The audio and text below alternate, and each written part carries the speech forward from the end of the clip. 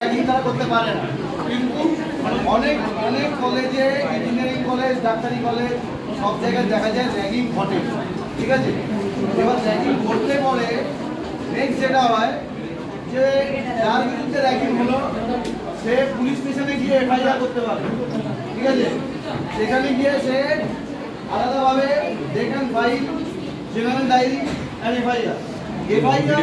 File the next course of action is police সেখান থেকে take it up, police সেখান থেকে একটা ইনভেস্টিগেশন করে, পুলিশ ইনভেস্টিগেশন করলে পরে আলটিমেটলি সেটা কোর্টে আসে। কোর্টে দুটো পক্ষ থাকে, পাবলিক প্রসিকিউটর আর ডিফেন্স কাউন্সিল।